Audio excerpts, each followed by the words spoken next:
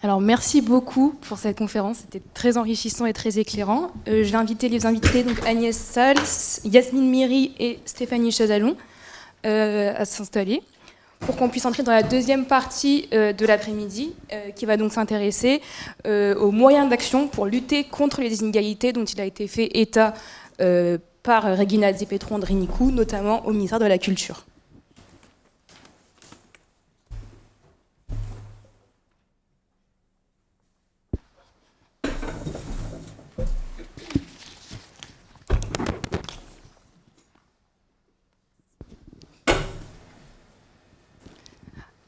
Alors tout d'abord, merci beaucoup à toutes les quatre d'être présentes. Je vous propose qu'on applaudisse les quatre invités très fort pour commencer. Alors nous avons l'honneur et le plaisir d'accueillir donc Yasmine Miri qui va représenter la branche Île-de-France du mouvement HF. Stéphanie Chazalon qui est directrice de l'Institut des cultures de l'islam et aussi coprésidente du réseau TRAM qui est un réseau d'art contemporain et elle pourra le développer un petit peu au cours de la table ronde. Nous avons également le plaisir d'accueillir Agnès Sals, qui est haute fonctionnaire à la mission à l'égalité, à la diversité et à la prévention des discriminations au ministère de la Culture. Et enfin, Regina Di Petro-Andrinicu, qu'on a pu entendre lors de la conférence et qui est donc sociologue et qui a travaillé sur les carrières notamment des musiciens et musiciennes instrumentistes, en plus des carrières de l'administration, notamment des fonctionnaires de catégorie A et A+. Alors avant tout, j'aimerais vous demander à toutes les quatre de peut-être revenir sur votre parcours un peu plus en détail et notamment d'évoquer le rôle qu'a pris la lutte pour les égalités entre femmes et pour l'égalité entre femmes et hommes au cours de ce parcours, que ce soit au niveau personnel ou au niveau professionnel. Peut-être que Yasmine, vous pouvez commencer. Bonjour à tous. Donc Yasmine Miri, je suis jeune diplômée du master politique culturelle de l'université Paris-Cité et membre du conseil d'administration d'HF Île-de-France. Donc concernant cette question de mon intérêt pour ces thématiques, je souhaitais depuis de nombreuses années m'engager dans une association qui travaillait sur les questions égalité femmes-hommes sans trop savoir vers quelle association me diriger. Et lors d'un cours, au cours du master de politique culturelle, j'ai découvert l'association HF Île-de-France. Je remercie Élise Colamadan pour cette belle découverte. Et je me suis engagée petit à petit dans cette association qui me permettait de réunir deux thématiques qui me sont chères, donc les questions d'inégalité femmes-hommes et le secteur des arts et de la culture. Madame Chazalon. Merci aussi pour votre invitation, je suis très heureuse d'être là. Donc ça fait 8 ans maintenant presque que je suis directrice de l'Institut des cultures d'islam, qui est un établissement culturel de la ville de Paris, un centre d'art contemporain situé dans la Goutte d'Or, dans le 18e. Et auparavant, j'ai fait toute la première partie de mon parcours professionnel en cabinet politique auprès des 2 derniers maires de Paris, donc Bertrand Delanoë. Puis les 2 premières années du mandat d'Anne Hidalgo, donc je travaillais sur des politiques d'accessibilité, des politiques d'urgence sociale et j'ai dès le départ, même sur mes études, j'ai fait des études en droits humains, finalement eu un engagement lié à la lutte contre les inégalités en général et notamment une égalité de genre, et je me suis notamment occupée aussi des inégalités, de la lutte contre les inégalités femmes-hommes au cabinet de Bertrand Delanoë et d'Anne Hidalgo. Lutte contre les violences faites aux femmes aussi. Voilà. Donc, en quelques mots, c'est un parcours aussi d'engagement et politique, forcément, et aujourd'hui qui se traduit dans le projet artistique et culturel qu'on pilote avec toute l'équipe au sein de l'Institut des cultures d'islam. Donc, à mon tour, moi, je suis haute fonctionnaire, comme ça a été indiqué, haute fonctionnaire en général et haute fonctionnaire à l'égalité, à la diversité et la prévention des discriminations en particulier. Mais mon parcours antérieur a été s'inscrit dans un choix de départ que j'ai fait en sortant de ce qui s'appelait à l'époque l'ENA, l'École nationale d'administration, d'entrer dans l'administration culturelle et de dérouler tout un parcours professionnel dans ce secteur qui me passionnait, qui me passionne toujours. Et j'ai occupé des fonctions de responsabilité en administration centrale, en établissement public, beaucoup, en cabinet ministériel, puisque j'ai servi en tant que directrice adjointe de cabinet 2 ministres de la Culture, qui étaient Catherine Trautmann puis Catherine Tasca.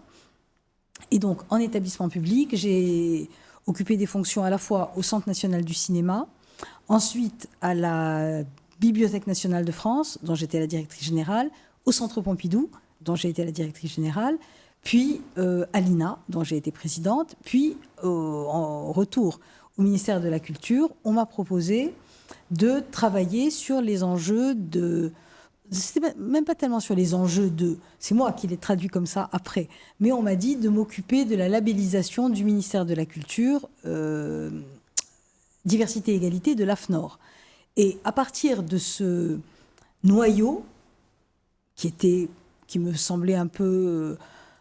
un peu petit, un peu étriqué, j'ai essayé, on était au tournant des années 2016-2017, j'ai essayé de développer une politique, avec un grand P, une politique publique du ministère de la Culture, et pas seulement pour lui, mais également dans l'ensemble des sphères culturelles et artistiques, visant à lutter contre les inégalités, lutter contre les violences, lutter contre les discriminations, en allant au-delà de celles liées au genre, et en travaillant, et il y a encore tellement à faire, sur les autres formes d'exclusion, celles liées à l'origine ethno-raciale, à la vulnérabilité sociale, au lieu de résidence, au handicap, à l'âge, à l'orientation sexuelle, à l'identité de genre. Donc vous voyez que la besace est pleine.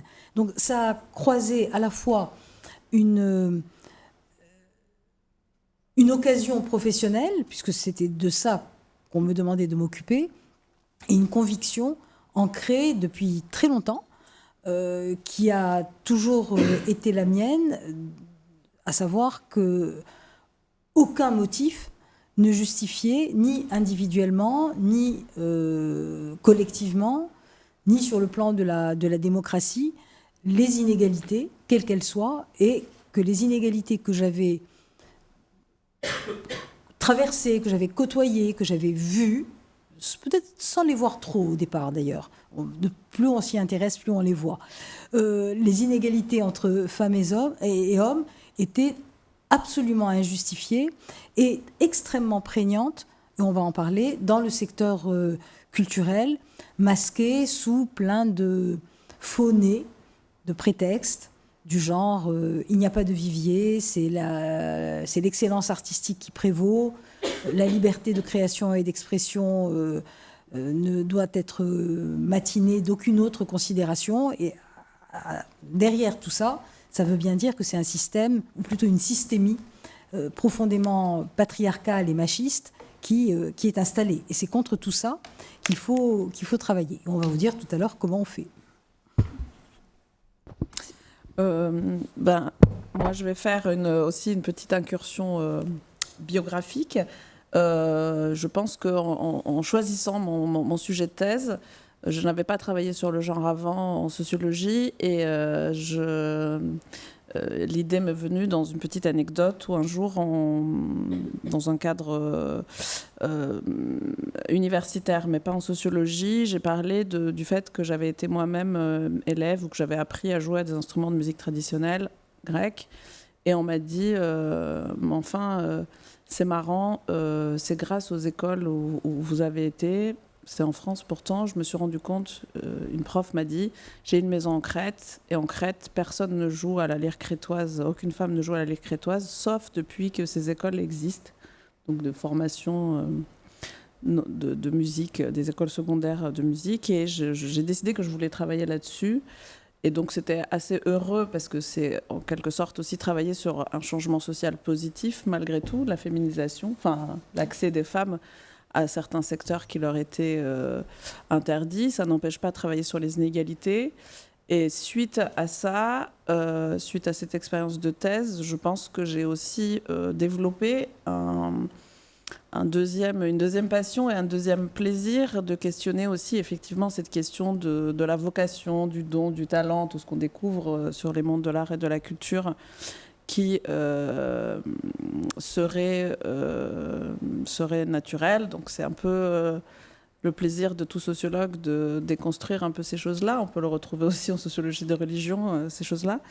Et de voir que ce n'est pas naturel, de voir effectivement, comme vient de le dire Agnès Salle, qu'il y a des justifications de toutes ces inégalités. Il y a des références au fameux vivier. Donc encore une fois, je trouve que contrairement aux autres études que j'ai menées jusqu'à maintenant, l'étude du ministère de la Culture et une étude que j'ai menée récemment sur les personnels non enseignants à l'université et les inégalités de genre, travailler aussi sur les milieux les plus féminisés, c'est tout aussi intéressant pour penser les inégalités. Donc je pense que voilà, tout ça m'a conduit au fur et à mesure à me spécialiser en partie sur cette question du genre et des mondes culturels et artistiques, et en même temps à découvrir toutes sortes de mécanismes qui peuvent aussi être proches, que ce soit dans des milieux plus masculins comme la musique, où globalement j'ai beaucoup travaillé, ou des administrations plutôt féminisées.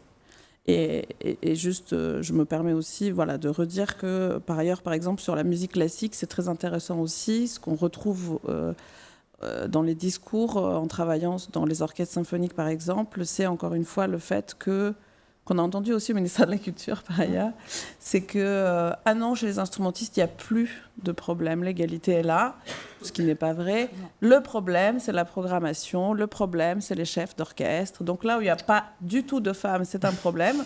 Là où il y en a, il n'y a plus d'inégalité. Donc je trouve qu'en avançant, on découvre aussi toutes ces choses-là liées et à la construction des inégalités et à la finesse du travail d'analyse qu'on peut y mettre. Voilà. Merci beaucoup. Vous avez un petit peu empiété sur la question suivante, donc on va y passer. Donc vous avez parlé notamment, Regina Di Petru-Andronicou, dans votre introduction, des croyances et de la représentation sur le secteur culturel qui, car est très féminisé, est vu comme très progressiste en termes d'égalité de genre. Mais est-ce qu'on peut plus revenir sur le fait que ça ne se vérifie pas forcément dans la réalité ? Vous en avez parlé concernant le ministère, mais est-ce qu'on peut en parler aussi concernant les secteurs artistiques ? Est-ce qu'on peut en parler aussi concernant la ville, par exemple, Stéphanie Chazalon ? Alors déjà, donc moi je travaille dans le secteur des arts visuels, qui est plus féminisé sur des postes à responsabilité. Alors moi j'ai pas tous les chiffres au niveau État, etc. En tête, mais je crois qu'il y a plus de 65% de femmes à la tête des musées nationaux, par exemple. Donc, ouais. Voilà. Et en plus, dans le secteur des arts visuels, je suis dans l'art contemporain, où là, il y a aussi un peu plus de femmes. Et on parlait tout à l'heure du réseau TRAM que je co-préside aussi. Donc, c'est un réseau historique qui a une quarantaine d'années en Île-de-France et qui regroupe à peu près 35 centres d'art aujourd'hui au niveau de la région. Il y a largement plus de la moitié en fait, de ces structures qui sont dirigées par des femmes. Donc bon, c'est je pense, selon les secteurs, entre le spectacle vivant et la musique ou les arts visuels, on est déjà sur des sujets qui sont très différents.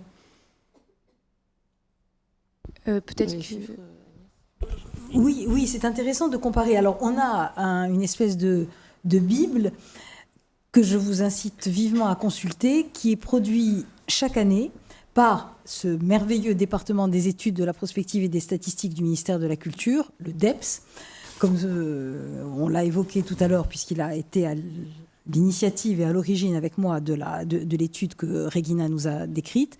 Ce document existe depuis 2013. Il s'appelle « Observatoire de l'égalité dans la culture et la communication ». Et nous l'avons d'ailleurs depuis 2016-2017, progressivement enrichi. On y a ajouté de nouveaux secteurs d'activité, de nouveaux tableaux. Aujourd'hui, il compte à peu près 90 tableaux statistiques et il dresse un état des lieux extrêmement précis. C'est une photographie de l'égalité, ou plutôt des inégalités, qui perdure dans les différents secteurs, entendu au sens très large du terme. Il y a à la fois le nombre de détentrices de la carte de presse, le nombre de personnes qui dirigent des institutions culturelles, les inégalités salariales entre femmes et hommes au sein du ministère de la Culture. Enfin, vous avez vraiment une palette extrêmement large de données statistiques. Et il est doublement intéressant, ce document, qui sort chaque année le 8 mars. Vous vous demanderez pourquoi le 8 mars, vous allez comprendre. Doublement intéressant, d'une part, par la... je ne dirais pas par la complétude, parce qu'on n'est jamais exhaustif, mais en tout cas par le caractère très, très nourri des données qui sont fournies année après année. Deuxième élément d'intérêt de la publication, c'est son antériorité, c'est-à-dire exister depuis 2013, ça nous donne une profondeur de champ qui permet de mesurer le chemin parcouru. Et ce qui est intéressant politiquement, parce que c'est vraiment mon sujet, c'est qu'entre 2013, première édition de l'Observatoire, jusqu'en 2017-2018, les chiffres étaient systématiquement très mauvais, mais vraiment très très mauvais, dans tous les secteurs d'activité. Enfin, très mauvais. En tout cas, moi, je les considère comme très mauvais, très en défaveur des femmes. Certains peuvent considérer que c'est très bien comme ça, mais ce n'est pas mon cas. Mais ça n'émouvait personne. Et donc, on publiait chaque année l'Observatoire. On disait, ah ouais, ça n'avance pas, ça ne progresse pas. Peut-être que dans 30 ans, dans 50 ans, l'évolution naturelle, vraiment, oui, va améliorer les chiffres. Et à partir du moment où on s'est doté de cette politique très volontariste, très ambitieuse, en disant maintenant, ça suffit, et sans mesures incitatives, rien n'avancera, on a vu, entre 2018 et 2024, puisque la dernière édition de l'Observatoire est parue le 8 mars dernier, on a vu, et les chiffres que Régina a donnés tout à l'heure n'étaient pas bons encore, en 2000, c'était 2019, 2020, je crois. Mais j'ai lu 2024. Voilà, exactement, et ça a progressé. Ça a progressé, parce que, pas par un effet de baguette magique, mais parce qu'on a voulu, il y a eu une volonté politique des ministres de la Culture successifs depuis 2018, de faire évoluer la situation, portée en plus par un mouvement gouvernemental fort qui a fait de l'égalité une grande cause du quinquennat précédent et actuel. Donc on s'est dit, c'est le moment ou jamais, profitons-en. Et on a effectivement vu que ces données chiffrées évoluer. Je vous donne juste deux exemples, parce qu'ils sont... on pourrait en donner beaucoup plus, mais je vais me limiter à ça. Dans le secteur, dans les directions régionales des affaires culturelles, qui sont les antennes déconcentrées du ministère de la Culture dans chacune des régions. On était, en 2017-2018, on n'avait pas beaucoup plus, on était autour de 30% de femmes directrices régionales des affaires culturelles. Et je vous rappelle que le vivier de femmes au ministère de la Culture, c'est 56%. Il y a 56% de femmes au ministère de la Culture. Donc quand on nous dit qu'on ne les trouve pas, c'est que vraiment on ne les cherche pas beaucoup. Donc à peu près 30% de femmes DRAC. Aujourd'hui, et ça on en est très fiers, on est à 50%. On n'est pas à 56%. On est à 50% et on considère que la parité est atteinte, donc c'est très bien. À la tête des établissements publics, qui sont quand même les vaisseaux amiraux de la politique culturelle, puisqu'il y a le ministère, certes, mais il y a surtout notre réseau de 80 à peu près établissements publics, tous ceux que vous connaissez, le Louvre, la Bibliothèque nationale de France, Universcience, le Centre national du cinéma, etc., etc. Là également, on n'était pas bon, puisqu'on avait autour de 30% de femmes qui les dirigeaient, ces grands établissements publics, dans les années 2017-2018. On n'est pas encore à 50%, mais on est autour de 42-43%. Donc, et encore une fois, ça n'est pas le fruit du hasard ou des coïncidences, mais c'est parce qu'il y a eu une politique volontariste de nomination, parce qu'on sait bien que sur l'égalité femmes-hommes, on a plusieurs leviers. Il y a les nominations, il y a l'accès aux moyens de création et de production, il y a la vigilance sur les niveaux, et Régina l'a dit, le niveau de rémunération, il y a la conciliation des temps personnels et professionnels. On est encore très mauvais, ça, je vous le dis tout de suite. Et il y a dans les secteurs culturels et artistiques, et on voit qu'il y a des différences en fonction des secteurs. Les arts visuels sont peut-être moins mal lotis en matière d'égalité femmes-hommes que d'autres secteurs comme la musique, le cinéma, l'audiovisuel, mais il y a encore quand même des inégalités.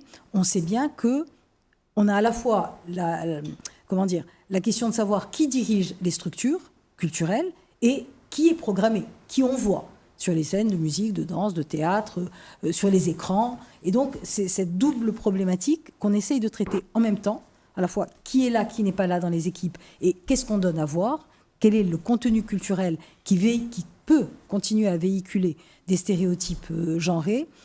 Ces deux notions sont indissociables, et c'est ça qui constitue finalement une politique publique en faveur de l'égalité. Peut-être là-dessus, je peux rebondir, parce que la question de savoir aussi les représentations, justement, quand on dit que Polar, bon, c'est assez bateau de revenir là-dessus, mais on a une responsabilité après aussi quand on dirige un établissement, parce que justement, qui on programme et qui on montre.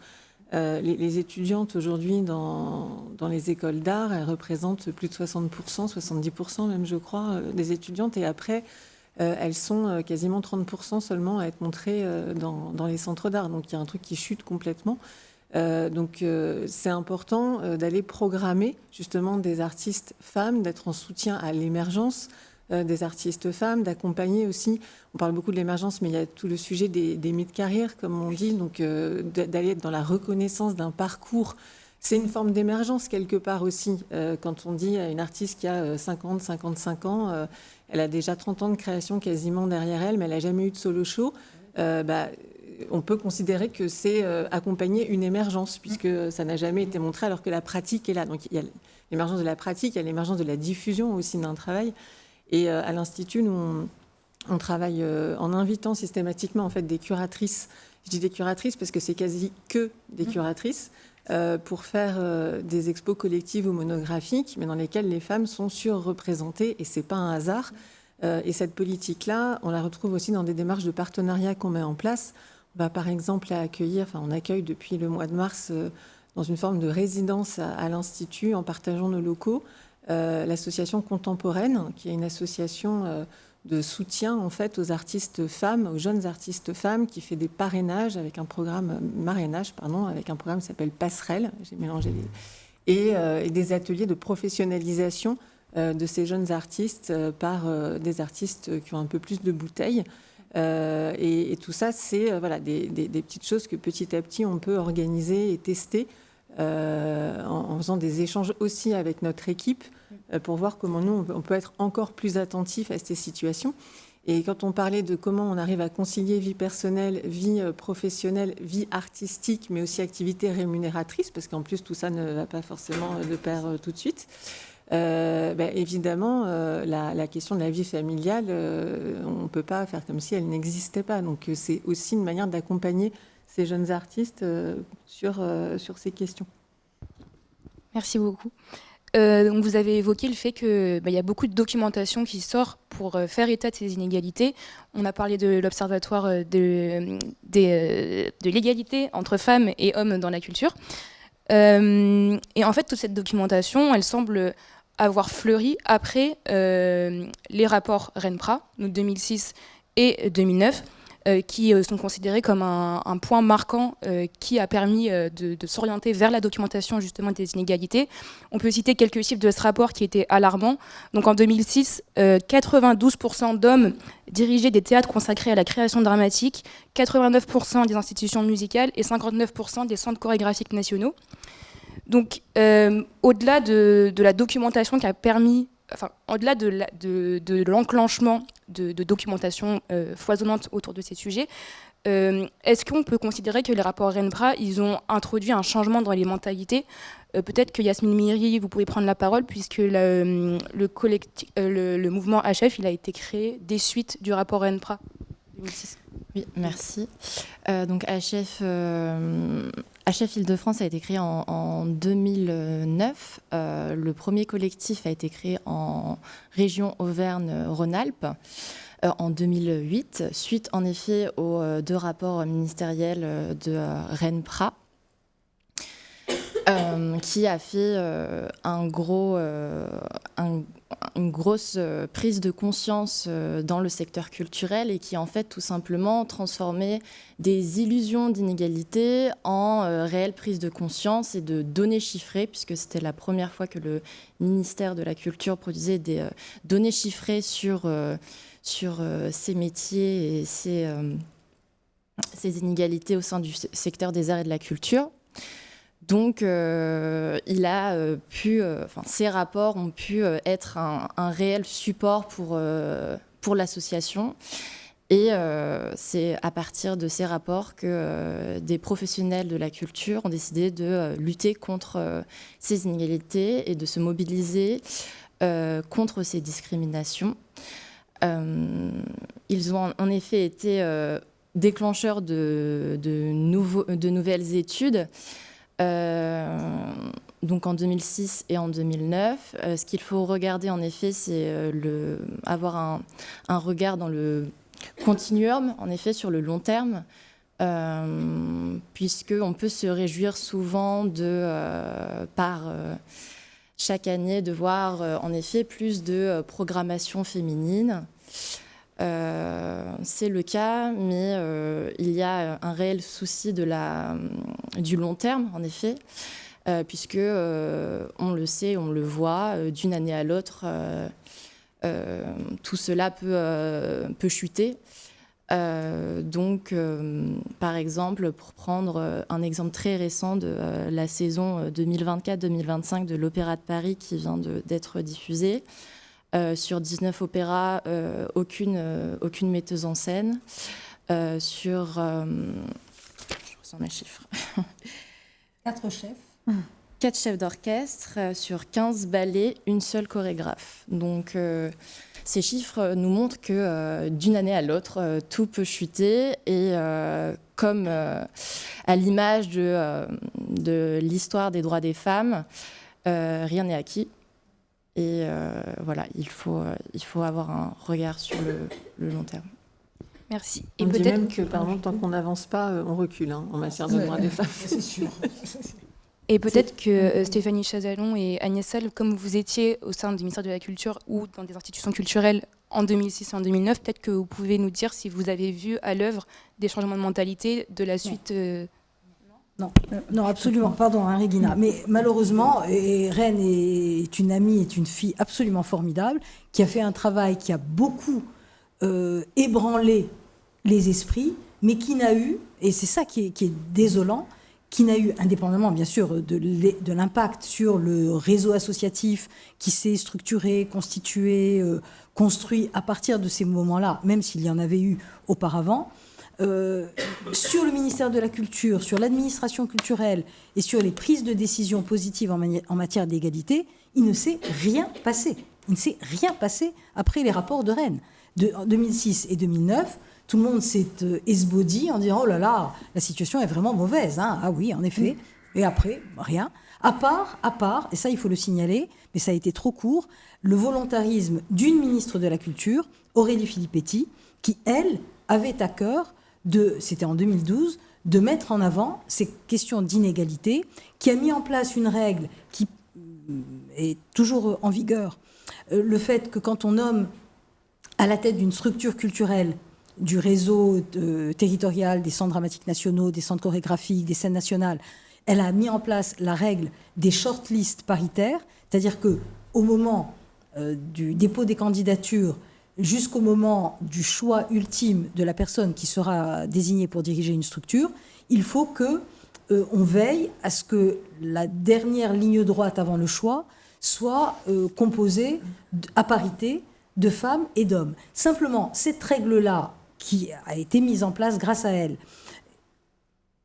a été d'une certaine manière, jusqu'à ce qu'on prenne vraiment la décision de nommer les femmes, a été un peu détournée de son objet. Pourquoi ? Parce que certes, parce qu'on y était, enfin, les circulaires ministérielles imposaient des shortlists paritaires. Alors, en grognant un peu, les gens s'y soumettaient. Simplement, si vous voulez avoir une shortlist paritaire, mais nommer, désigner systématiquement l'homme à la fin des fins, inévitablement, a beaucoup découragé de femmes qui faisaient l'effort de se présenter. Donc, on prend toujours un risque en se portant candidate à la tête d'une structure, qui faisait l'effort de consacrer du temps à préparer un dossier de candidature. Et les femmes, en règle générale, je ne veux pas assigner les genres à des qualités spécifiques, mais les femmes bossent vraiment leur candidature et bossent vraiment leur dossier. Donc c'est du temps pris sur leur travail, enfin, le travail qu'elles exercent à ce moment-là, sur leur temps de famille, sur leur temps personnel, etc. Si, au bout du bout, elles ne sont jamais ou très rarement nommées, inévitablement, il y a un phénomène, et on l'a vu, un phénomène de découragement. Et quand on a commencé à travailler sur ces questions-là en 2016-2017, on me disait, on aimerait bien les nommer, simplement elles ne se présentent pas. Et en fait, elles ne se présentaient plus, j'exagère, mais il y avait eu un effet de découragement du fait du non-aboutissement de l'impact des shortlists paritaires. Ça veut bien dire qu'en réalité, les chiffres qui figuraient dans les observatoires successifs, et c'est aussi Aurélie Filippetti qui a été, d'une certaine manière, à l'origine de la mise en place, de la création de cet outil dont on parlait tout à l'heure, de l'observatoire. Donc il y a eu effectivement un moment, un peu après la parution des rapports de Rennes, où il y a eu conjonction d'une objectivation de la situation inégalitaire et d'une volonté politique. Mais ça n'a pas duré. Et comme on vient de le redire, quand il y a une espèce de fléchissement de la volonté politique, soit on ne progresse plus, soit, malheureusement, la plupart du temps c'est le cas, on recule. Et effectivement, et Yasmine a très bien fait de le dire, la programmation, alors il y a du blanc et du noir, la programmation de l'Opéra national de Paris, qui faisait une place plus sympathique, disons, aux femmes en 2023-2024, est retombée en 2024-2025. J'en ai évidemment immédiatement parlé à l'équipe de l'Opéra national de Paris, qui m'a sorti je l'ai pas pris avec moi, mais c'est intéressant, parce qu'ils m'ont dit, écoute, ok, on est d'accord, c'est pas bon en 2024-2025, mais regarde sur 3 ans. Et effectivement, ils ont pris la comparaison de 3 années avant la mise en place de ces politiques et des 3 années, je crois, 2021, 2022, 2023, ou 2022, 2023, 2024, où effectivement la comparaison montre un effort. Et jusqu'à avant-hier soir, Alexander Neff m'a dit, je reconnais, mais tu seras beaucoup plus contente pour la programmation 2025-2026. Donc qu'est-ce que ça veut dire tout ça? Qu'il y a des reculs, que ça n'est pas linéaire, mais que cette préoccupation-là reste présente dans la tête des responsables de structures. Et ce que j'ai remarqué également avec plaisir, parce que ça n'est pas automatique, mais c'est le résultat d'un travail et d'une injonction permanente, c'est que le festival, d'autres grandes manifestations culturelles emblématiques qui servent d'exemple, pourquoi on les cite? Parce que ce sont un peu les exemples sur lesquels dont les autres peuvent s'inspirer. Le Festival d'Aix, si vous regardez sa programmation 2024, c'est bien mieux que 2023 en termes de présence des femmes, compositrices, metteuses en scène, chefs. Et le Festival d'Avignon, où on me disait, ah non, alors là vraiment, on ne peut pas toucher au Festival d'Avignon, tes considérations femmes-hommes, franchement, on ne voit pas, c'est pas l'objet. Pour nous, c'est le Festival international de théâtre le plus emblématique, et on ne voit que le sens culturel profond d'une programmation. Femmes et hommes, on n'en a rien à faire. Si, on en a à faire, et Thiago Rodriguez, c'est la 2e fois qu'il programme Avignon, et en 2024, en juillet, à Avignon, sa programmation, elle est strictement paritaire. Autant de femmes que d'hommes programmés au festival. Et donc, ça veut bien dire que ce n'est pas du tout le fait d'une absence de talent, d'une absence de vivier, d'une absence d'artistes capables de figurer sur ces scènes qui sont particulièrement remarquées au plan national et au plan international. C'est simplement le fait que la préoccupation politique doit être intégrée à la volonté des programmateurs et des programmatrices, comme Stéphanie le disait tout à l'heure. À partir du moment où on les cherche, on les trouve. Donc voilà, c'est dire, on n'est pas du tout sur un schéma linéaire parfait. Les reculs sont possibles. La réversibilité de tout ce qu'on met en place est un souci permanent qui nous ronge un peu, parce qu'on sait très bien que ça peut être balayé presque du jour au lendemain. Mais pour autant, la progression, elle est non seulement possible, mais elle est souhaitable, parce que sur le plan de nos activités culturelles, et c'est ça la force de la démonstration, c'est un élément d'enrichissement considérable. C'est-à-dire qu'au-delà des politiques d'égalité, qui sont la moindre des choses en démocratie, pourquoi la moitié de l'humanité serait mise sous le boisseau, il n'y a aucune raison, Mais au-delà, et je crois que ce discours-là commence enfin à être compris, assumé et porté par d'autres que celles qui portent les politiques égalité, et nous sommes quand même nombreuses, c'est le fait que cette diversité des regards, cette diversité des approches, cette diversité des imaginaires est non pas du tout une contrainte ou un boulet ou une entrave à la liberté de création ou à l'excellence artistique, mais au contraire, un enrichissement absolument considérable. Et donc, ce discours-là, et on le voit d'ailleurs à l'œuvre dans les programmations, dans le fait que les femmes qui maintenant, à 43%, dirigent des centres dramatiques nationaux, elles étaient 20% il y a encore 8 ans. Hein. Non seulement les centres dramatiques nationaux ne se sont pas écroulés parce que mal gérés ou désertés plutôt par leur public. Non, pas du tout. Ce sont des structures qui vont bien, indépendamment des problèmes financiers qu'elles rencontrent, qui ne sont pas du tout le fait de leurs dirigeantes.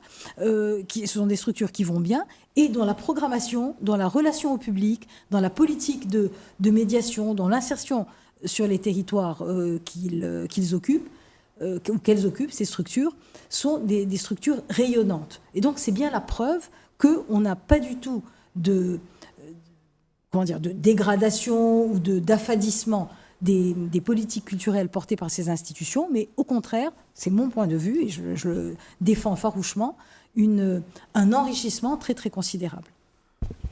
Merci Regina Di Petro-Andronico, vous vouliez prendre la parole. Bon, il y aurait peut-être beaucoup de choses à dire, mais juste pour répondre à la question, est-ce qu'il y a des choses qui ont changé ?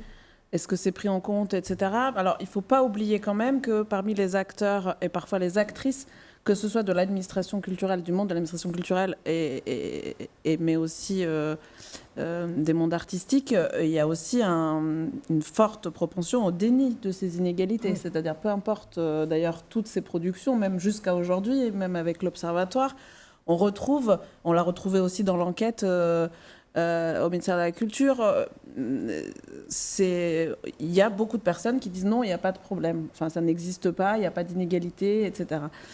Ou qui ne les voient pas, soit par des effets de position, soit par des effets de manque de ressources, mais aussi de manque d'exposition parfois. Donc c'est aussi le travail d'Agnès tout en haut, mais en général dans tous les, même des financements des collectivités territoriales, même des structures elles-mêmes, c'est aussi leur travail, le fait d'être exposé à cette question-là, le fait ne serait-ce que de voir ces chiffres-là, déjà ça a un très gros effet sur la prise de conscience. C'est pas la seule chose qui joue, mais c'est un gros effet.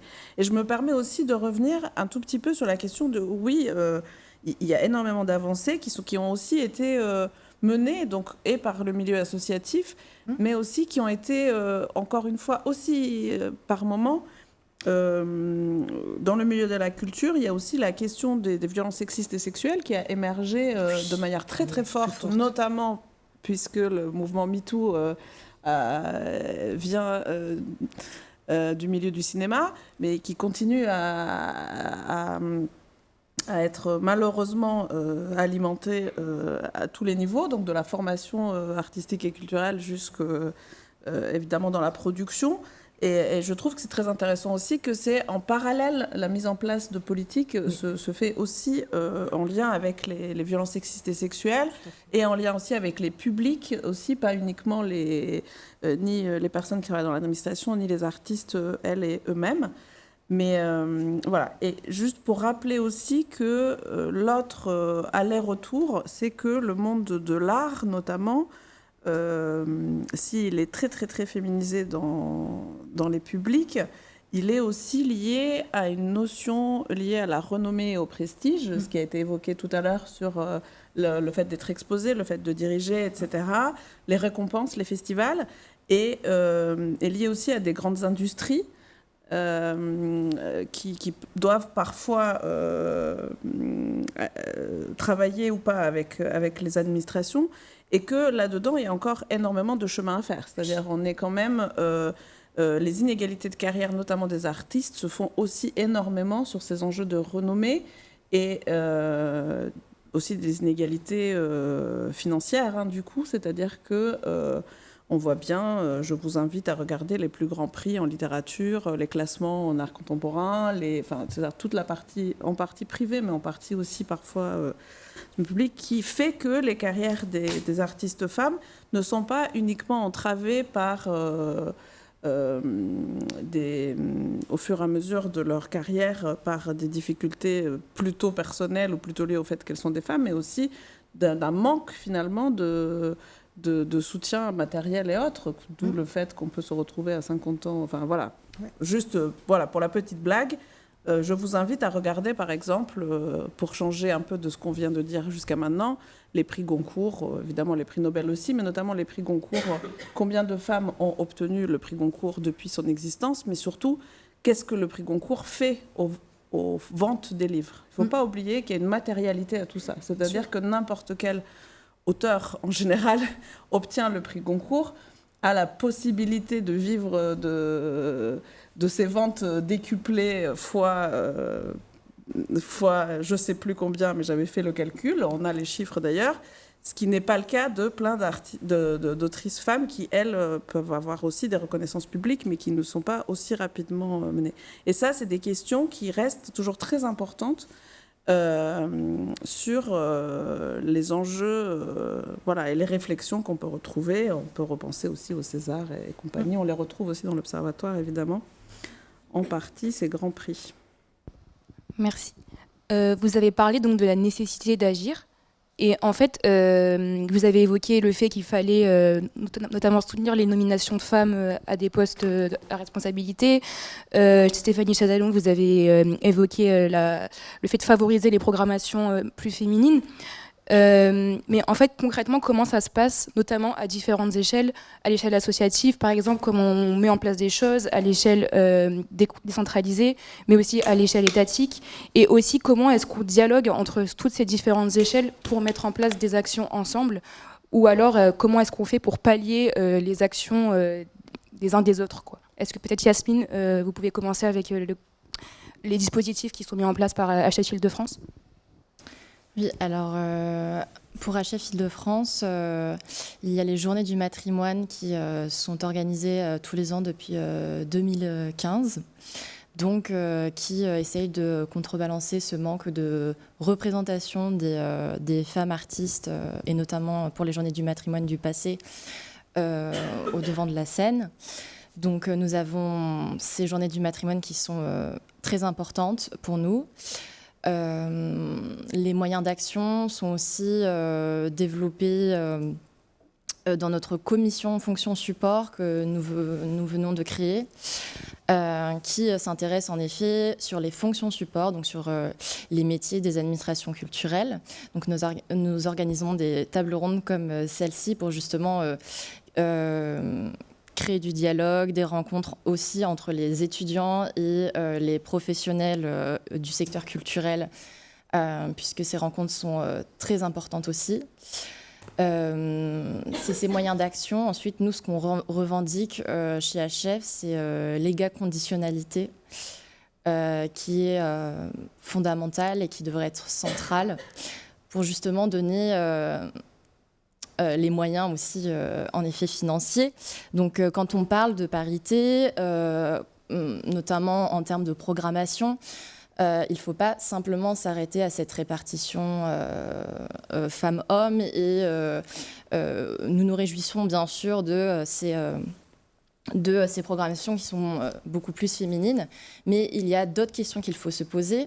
Les moyens de production, donc les aides qui sont accordées, les montants des cachets, les dates qui sont accordées, les lieux de production. Donc au-delà de ces chiffres de répartition en effet dans les programmations, il y a d'autres questions aussi à se poser et qui sont fondamentales. Merci.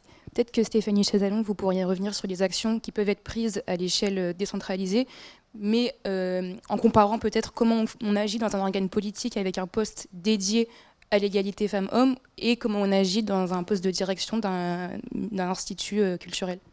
Alors, je veux dire aussi une chose, c'est que je suis un peu intruse dans la table ronde, dans la mesure où moi, je ne suis pas fonctionnaire. Donc, j'ai toujours travaillé dans le public et dans le parapublic, mais en n'ayant pas le statut de fonctionnaire. Et donc, on n'est pas dans une logique de déconcentration comme au niveau des DRAC, là, par exemple. C'est une association, l'Institut des cultures d'islam, et TRAM, c'est aussi une association, loi 1901, les deux. Donc, on n'est pas exactement dans les mêmes équations.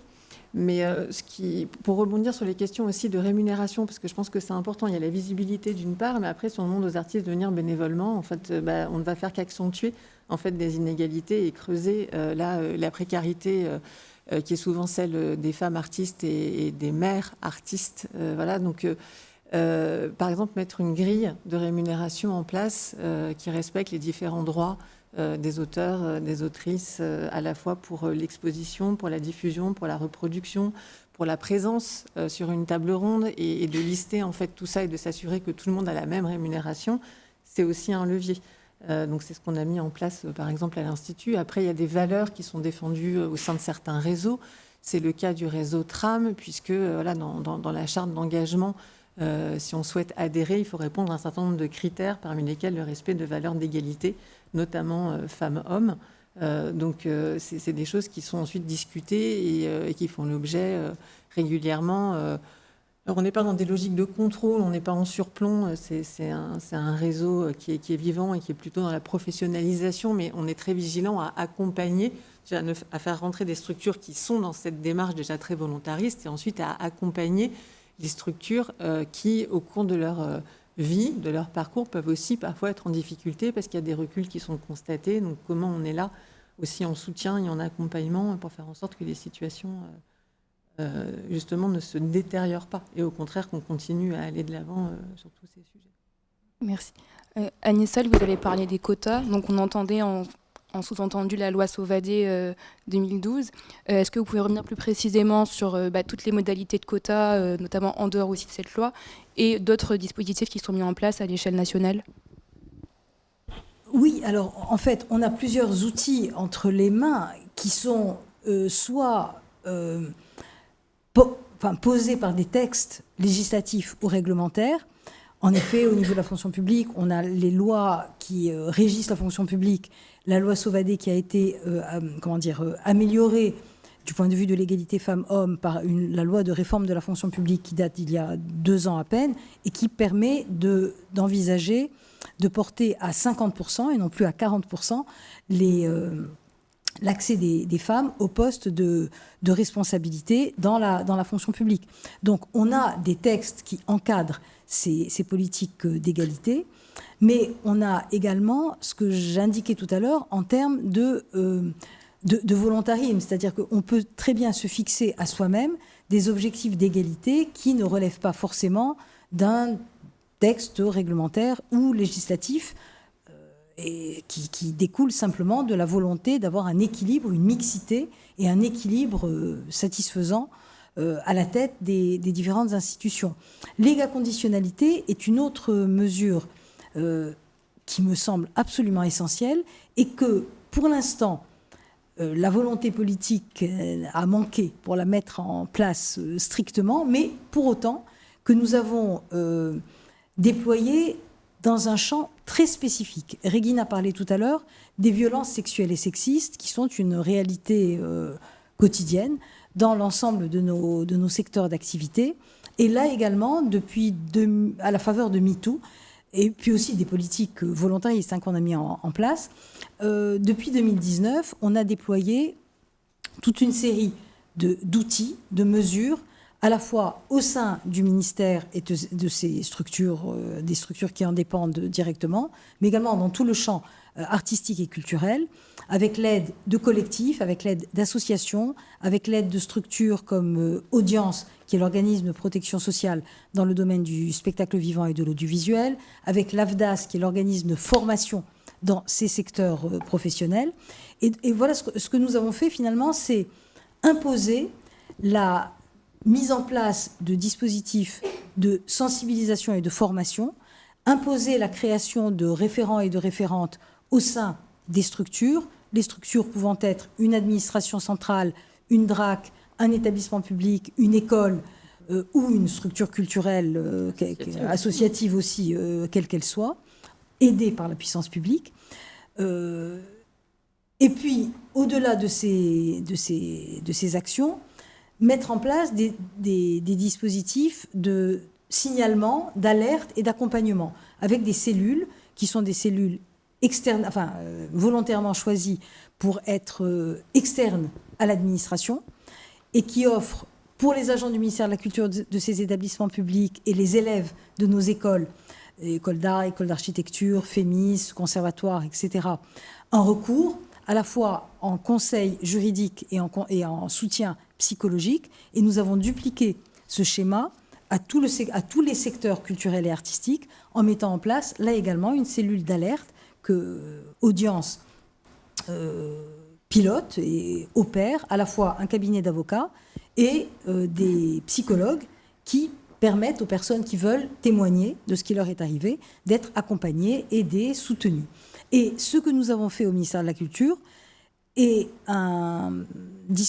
la mise en place d'un dispositif qui, à ma connaissance en tout cas, n'existe pas ailleurs, qui est le conditionnement pur et simple. Ce n'est pas un dispositif, disons, facultatif ou de bonification. On a mis en place des bonifications dans d'autres secteurs.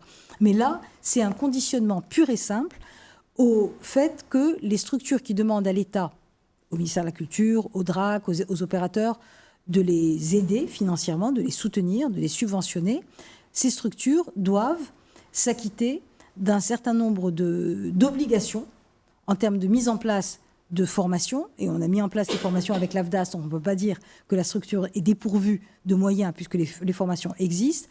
Le recours et la communication autour de l'existence d'une cellule. Et la cellule, nous l'avons mise en place avec Audience, donc elle existe, elle est disponible, mais il faut évidemment la faire connaître. Et puis le fait que les structures, en interne, quelle que soit leur taille, quel que soit leur secteur d'activité, on a commencé avec le cinéma et l'audiovisuel, on a continué avec le secteur de la musique et le Centre national de la musique, puis dans le secteur du spectacle vivant, tout secteur enfin toute discipline confondue, les arts visuels, le secteur du livre, et désormais toute structure qui demande à l'État une aide financière doit démontrer qu'elle s'est outillée en interne, à la fois pour ses agents, enfin pour ses salariés permanents, ses équipes permanentes, mais également pour les personnes qui travaillent sous le statut de l'intermittence et qui ont une relation de travail temporaire avec la structure considérée. Toutes ces personnes doivent bénéficier des dispositifs à la fois de formation, d'information, de protection, d'accompagnement, si jamais ces phénomènes de violence sexuelle et sexiste devaient être rencontrés pendant la période où elles travaillent dans le cadre d'un festival, d'un centre dramatique national, d'une structure culturelle, quelle qu'elle soit. Et ce lien entre financement public et obligation en termes de résultats. Ce n'est pas simplement une bonne intention qu'on attend de ces structures, c'est la mise en place d'outils très précis. C'est quelque chose qui a beaucoup surpris au départ, parce que ça a été un signal fort. Et c'est vraiment grâce à la volonté d'une ministre qui a été Roselyne Bachelot, qui a dit, mais non, désormais, si on veut toucher de l'argent public, il faut faire en sorte que les obligations découlant tout simplement de l'application du code pénal. On n'a pas créé des règles intrinsèques au secteur culturel. Cette protection que tout employeur doit aux personnes qui travaillent avec lui ou avec elle doit s'exercer pleinement dans le secteur culturel. Et les violences sexuelles et sexistes étant non pas particulièrement répandues parce qu'elles sont partout. Dans le secteur de la banque, de l'assurance, des services, de l'industrie, il y en a tout autant. Mais en tout cas, dans le secteur culturel, puisque c'est celui dont nous avons à traiter, il faut impérativement faire en sorte que le principe de tolérance zéro s'applique, mais avec des moyens réels. Pas simplement en termes de bonnes intentions, mais en termes de mesures très pratique, très concrète. Et je pense que ça a été effectivement un pas intéressant, à la fois pour prévenir et lutter contre les violences sexuelles et sexistes, mais aussi pour montrer que ce lien entre financement public et obligation en termes d'égalité, on pouvait non seulement l'instaurer, mais aussi le développer. Ailleurs, on a mis en place pas les conditionnalités, mais des bonifications. Quand, par exemple, sur un plateau de tournage d'un film, 50% des postes techniques et artistiques sont tenus par des femmes, le producteur ou la productrice perçoit un soutien financier qui est majoré de 15%.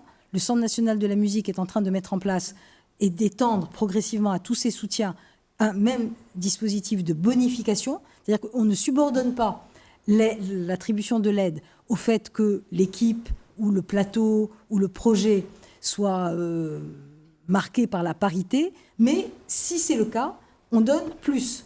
Et évidemment, c'est un élément incitatif qui, dans l'économie culturelle, n'est pas neutre. C'est intéressant et ça incite vraiment à faire un effort en termes de composition des équipes. Donc on n'est pas encore à l'égal-conditionnalité pure et dure, sauf sur la lutte contre les violences sexuelles et sexistes, mais c'est un chemin qu'on aborde avec ce dispositif de bonification, qui a plutôt vocation à s'étendre. Je me permets juste de faire le lien, qui est évidemment sous-entendu, parce qu'effectivement, j'ai aussi vu, et c'est super important, toutes ces mesures sur la lutte et la prévention pour les violences sexistes et sexuelles, qu'on retrouve aussi un peu dans l'initiative privée. Par exemple, je pense au festival de musique, la mise en place de prévention, d'applications qui permettent de se faire notamment, etc. Mais c'est juste pour faire le lien avec ce qu'on dit là, en dehors du fait que les violences sexistes et sexuelles sont des atteintes aux personnes et interdites par la loi, c'est aussi le fait de rappeler juste ici que les violences sexistes et sexuelles sont aussi, d'un point de vue organisationnel, un poids qui augmente les inégalités dans le milieu du travail, que ce soit le travail artistique, culturel, administratif, etc. C'est-à-dire que les femmes ont aussi des carrières parfois empêchées, parfois entravées, parfois même arrêtées, suite, non seulement elles y sont exposées, mais aussi suite à des violences sexistes et sexuelles. Et donc, c'est juste pour dire qu'il y a vraiment un lien entre les deux qui est important de refaire. C'est-à-dire que ce n'est jamais que quelque chose d'individuel. Et aussi, dernier point, et vous le savez toutes ici, je pense mieux, enfin on le sait toutes, j'espère ici, c'est qu'il y a énormément de résistance. Il y a énormément de résistance sur la mise en place de ces mesures, sur la prise en compte de la lutte, sur les effets aussi des violences sexistes et sexuelles sur les personnes exposées, qui pour le coup parfois peuvent être aussi des hommes, dans les écoles de formation, dans les milieux artistiques et culturels, dans les milieux de l'administration culturelle également. Et on les retrouve et publiquement et plus dans le privé, dans les organisations. Et c'est ça aussi une partie, je pense, éventuellement du travail à mener, c'est de pouvoir aussi travailler sur ces résistances.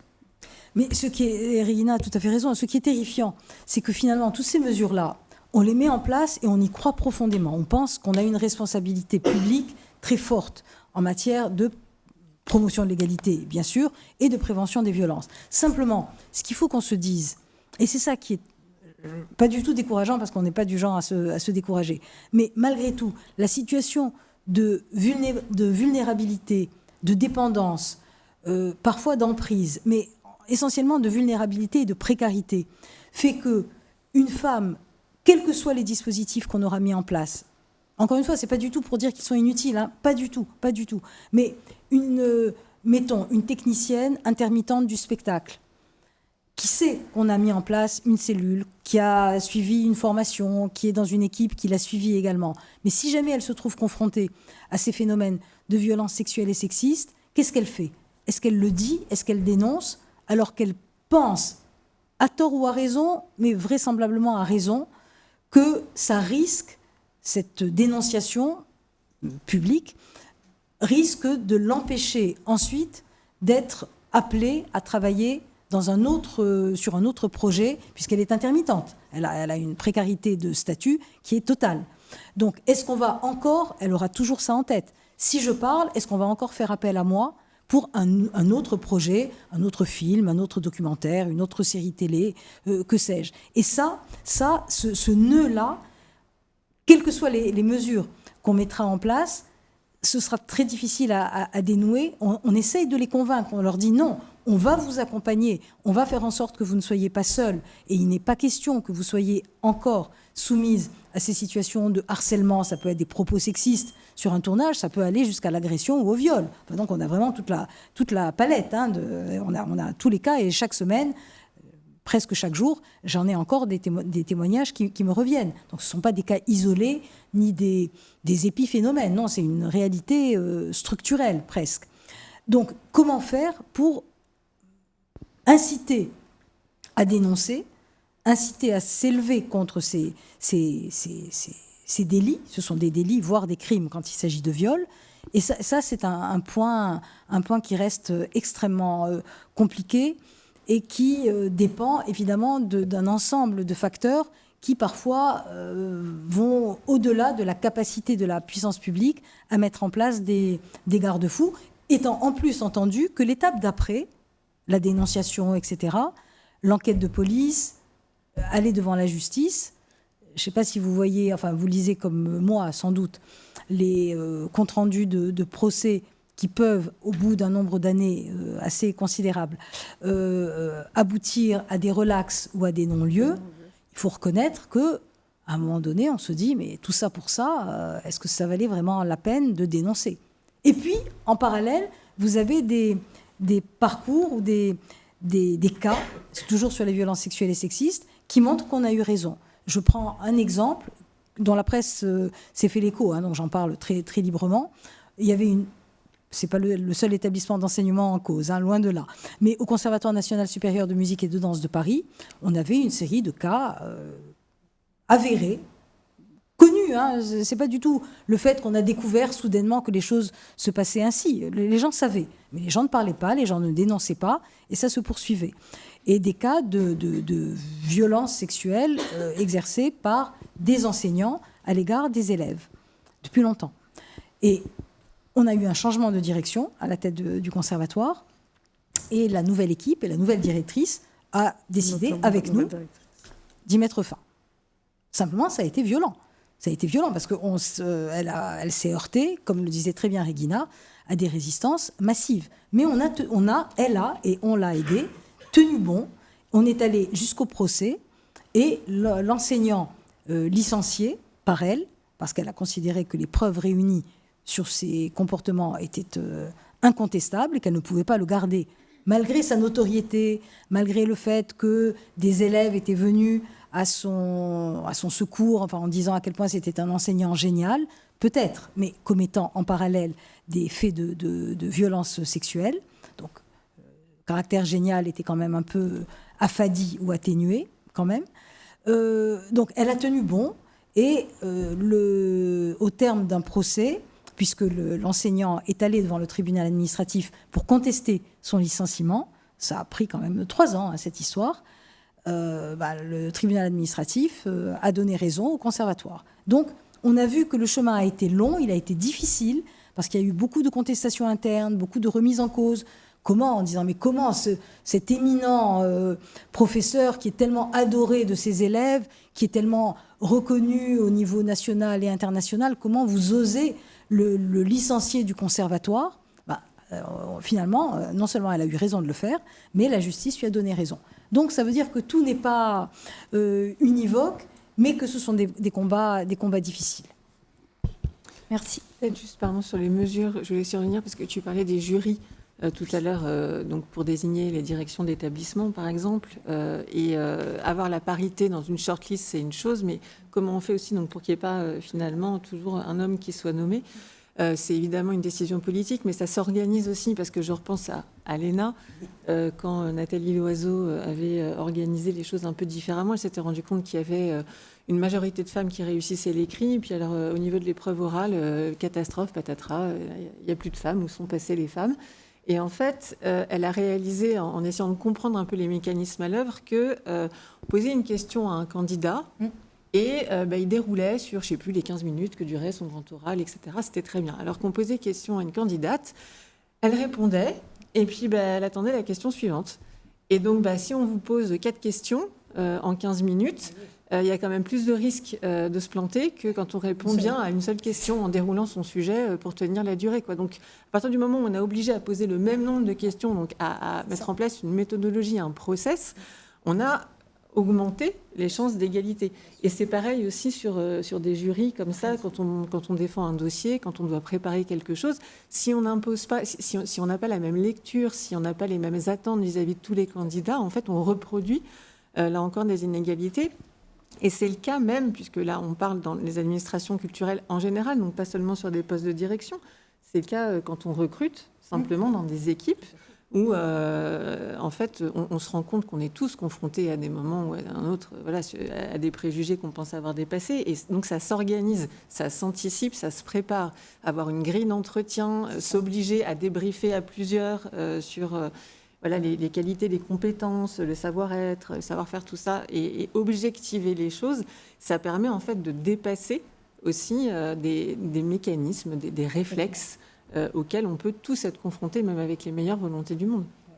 Mais Stéphanie a tout à fait raison. Et on a revu de fond en comble tous les processus. Encore une fois, c'est pas parfait, hein, mais au moins, on a mis en place un processus de recrutement au ministère de la Culture qui repose exactement sur les règles qu'énonçait Stéphanie, à savoir des grilles de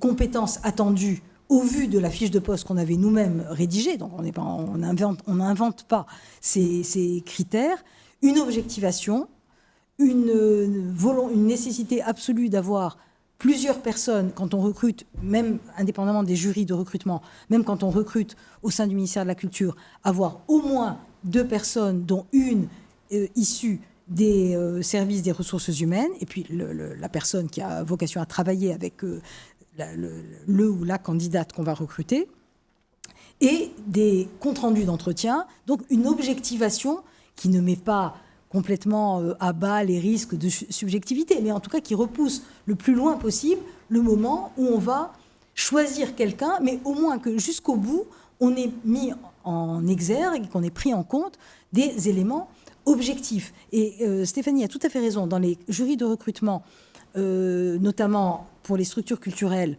sur le territoire, où il y a à la fois des représentants des collectivités territoriales, puisqu'on on a une double tutelle, et de l'État, souvent, et mes amis des DRAC me disaient, on a souvent des difficultés, parce que quand on a une femme et un homme candidats et candidates, à égalité de compétences, les arguments sont réversibles, et c'est très profondément injuste. Un exemple, une femme qui a occupé des fonctions de numéro 2 à la tête d'une structure culturelle, très bien, et qui se présente pour, cette fois, diriger une structure culturelle. On va dire, oh là là, on prend un risque, elle n'a pas les épaules, elle a été numéro 2, elle n'a jamais dirigé en direct. Le garçon, qui a été toujours numéro 2 et qui se présente, qui présente sa candidature, on va dire, ben voilà, le moment est venu, il a fait ses preuves, donc il peut diriger. Donc vous voyez que dans les mêmes situations, on a encore ces stéréotypes dans le raisonnement qui jouent un rôle incontestable dans les choix finaux. Et c'est pour ça que, et parfois on a été en conflit sur des nominations, le ministère de la Culture disant non, je suis désolée, soit on n'a pas eu suffisamment de femmes candidates, donc on relance le processus de la parution de l'offre du poste qui est vacant, parce qu'on veut absolument que les femmes viennent avec des chances raisonnables d'être nommées, ou alors entamer, peut-être pas un bras de fer, mais en tout cas une conversation un peu ferme et un peu rude avec des élus qui risquent parfois de donner la préférence, c'est évidemment très variable en fonction des lieux sur le territoire, à la personne qui est à l'homme qui est déjà un peu connu, un peu reconnu par rapport à la femme qui a exactement les compétences qu'il faut, mais qui est restée un peu dans l'ombre dans son parcours antérieur. Donc encore une fois, c'est vraiment une volonté de tous les instants et une objectivation des processus de choix. Sans même parler du fait que sur l'exercice quand même oral, justement, là encore, il y a beaucoup d'inégalités. Et que être dans une posture où on se sent légitime parce qu'on se dit que c'est justement l'étape d'après, c'est naturel, etc., c'est pas forcément donné à tout le monde et on n'est pas tous outillés de la même manière. Et dans les parcours de femmes, c'est pas forcément des choses qui sont mises en avant. qui sont apprises, et on le sait toutes, il y a ce sentiment aussi d'illégitimité qu'on peut avoir à n'importe quel niveau, à n'importe quel moment d'un parcours, et qui fait qu'on a toujours l'impression d'être là par hasard, parce qu'on a croisé les bonnes personnes au bon moment, comme si ça se passait différemment pour les autres, en fait. Et ça, c'est important aussi de l'avoir en tête, réussir un exercice oral et une présentation. Quand on a tout ce poids-là, finalement, aussi sur ses épaules, c'est pas évident. Justement, en ce qui concerne ces parcours de femmes, c'est notre dernière question avant de passer la parole au public. J'aurais voulu vous demander à vous, Stéphanie, et vous, Agnès, plus précisément, comme vous êtes toutes les deux à des hauts postes, à la fois à l'échelle décentralisée et à l'échelle nationale, est-ce que vous avez senti parfois dans vos trajectoires ou encore aujourd'hui des sentiments d'illégitimité? Est-ce que vous avez eu l'impression d'avoir eu à adopter des stratégies, à faire face à des obstacles particuliers tout au long de votre carrière? Oui, bien sûr. Oui, alors, au risque de choquer, moi, pas du tout. Alors là, vraiment, pas du tout. L'idée ne m'a jamais effleurée, mais c'est peut-être lié aussi à une éducation, à une... je ne veux pas dire du tout que j'avais une confiance absolue dans mes capacités, pas du tout. Simplement, depuis... Je vais vous dire un truc qui va peut-être vous faire sourire. Mais j'ai fait toutes mes études secondaires, depuis la 6e jusqu'en terminale, dans un lycée public, je vous rassure, parisien, du temps où, vous allez me dire que ça remonte au siècle précédent, où c'était un lycée de filles, c'était pas encore mixte. Et donc tout au long de ce parcours, depuis la 6e jusqu'en terminale, j'étais en classe avec uniquement des filles. Et donc la prise de parole en public, si on peut dire, enfin en classe, tout ça n'a jamais posé l'ombre d'un problème. Au contraire, j'étais plutôt bonne élève, et donc je m'exprimais très librement, mes amis, les filles de ma classe, pareil. Bon. Et donc, quand je suis arrivée, après le bac, à Sciences Po, là, c'était la première fois que j'étais confrontée, entre guillemets, à un milieu mixte. Il y avait des garçons, il y avait des filles. Et donc, très sincèrement, vous allez peut-être trouver ça absurde, mais l'idée ne m'a pas effleurée de ne pas continuer à faire ce que j'avais toujours fait, c'est-à-dire prendre la parole, évidemment, quand j'avais quelque chose à dire, pas parler pour le plaisir de parler, mais prendre la parole, m'exprimer. Donc, si vous voulez... Alors, peut-être que ça a été perçu bizarrement par et encore, je crois peut-être même pas, par les enseignants ou par les garçons qui m'entouraient, mais en tout cas, je n'ai jamais dévié de cette ligne-là en considérant que j'avais des choses à dire, j'avais envie de m'exprimer sur tel ou tel sujet, j'étais plutôt bonne, et donc je le faisais, sans du tout prendre en considération le fait que les garçons auraient risqué d'être meilleurs. Ce que j'ai trouvé par contre en arrivant à Sciences Po et en les côtoyant de près, et l'image n'a pas été démentie par la suite quand je suis entrée à l'INA, c'est que tous ces garçons, très sympathiques au demeurant, avaient quand même une sacrément bonne opinion d'eux. Alors là, j'ai trouvé, franchement, je me disais, mais vraiment, qu'est-ce qu'ils ils se prennent pas pour rien. Bon, mais à part ça, très sincèrement, cette différence de nature ou de qualité ne m'a vraiment jamais effleurée. Et dans mon parcours professionnel, par la suite, c'est peut-être un effet de chance ou de rencontre, mais en tout cas, il s'est déroulé de la manière dont je l'ai souhaité, parce que moi j'ai vraiment choisi l'administration culturelle, parce que c'était ma passion, et ça le reste, et au fil des postes que j'ai occupés, quand on m'a appelé on m'a proposé d'occuper telle ou telle fonction, mais je me rends compte que c'est pas si fréquent que ça, je ne me suis pas dit... Évidemment, j'avais un peu peur en me disant, est-ce que ça va marcher? Est-ce que je vais savoir? Mais je ne me suis jamais dit, ça n'est pas pour toi, tu ne sauras pas. Je me suis dit au contraire, on le tente. Plus c'était difficile, et d'ailleurs, au sortir du cabinet de après Catherine Trottmann, Catherine Tasca, j'ai eu 2 propositions magnifiques de postes de responsabilité à la direction générale d'un établissement public. Et à l'époque, je me souviens très bien du raisonnement que moi-même je me suis tenue. J'ai choisi la Bibliothèque nationale de France et je me suis dit, je prends le plus difficile. Parce que j'avais envie, je trouvais que c'était un très bel enjeu. Et la BNF venait de s'installer là, à côté, dans les locaux du site François Mitterrand.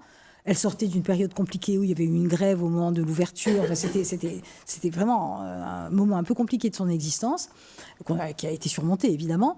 Et donc, je me suis dit, c'était au tournant des années 2000, c'était en 2001, et je me suis dit, entre les deux propositions qu'on me fait, je prends celle-là, parce que le défi à relever est plus haut, plus élevé, donc chiche, on essaye. Ça s'est très bien passé, j'ai eu un président génial, Jean-Noël Jeannet, ça a été des années merveilleuses.